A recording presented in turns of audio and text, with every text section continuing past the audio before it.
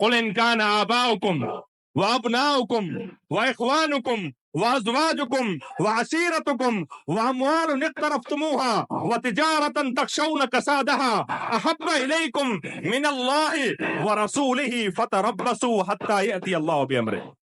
अल्लाह सभिनी मोहब्बतुनि खे जमा कयो, सभिनी मोहब्बतुनि खे, दुनिया जी असां जंहिंसां बि मोहब्बत कंदा आहियूं सभिनी मोहब्बतुनि खे जमा कया। फरमाए ए नबी सल्लल्लाहु अलैहि वसल्लम तव्हां चओ जेकॾहिं तव्हांजा अब्बा, तव्हांजा ॾाॾा, तव्हांजो औलाद, तव्हांजूं घरवारियूं, तव्हांजो खानदान, तव्हांजो माल, तव्हांजी तिजारत जंहिंमें तव्हां नुक़सान जो ख़ौफ़ कंदा आहियो त किथे नुक़सान न थी वञे, इहे सभु शयूं तंहिंखे जेकॾहिं तव्हांखे अल्लाह ऐं उनजे रसूल खां वधीक मिठियूं आहिनि। अल्लाह अकबर। सभिनी मोहब्बतुनि खे, इंसान जी मोहब्बत कंहिंसां? आपे सां न।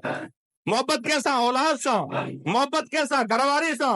मोहब्बत कंहिंसां? खानदान सां। मोहब्बत कंहिंसां? माल दौलत सां न। सभिनी मोहब्बतुनि खे रब्बुल आलमीन छा कयो? जमा फरमायो हिकु जॻह ते जमा फरमाए जेकॾहिं इहे सभु शयूं तव्हांखे अल्लाह ऐं उनजे रसूल खां वधीक महबूब आहिनि त फरमायो फ़तरब्बसू, पोइ इंतज़ार कयो हत्ता यअती अल्लाहु बिअम्रिही, अल्लाह जो अज़ाब अचण वारो थी।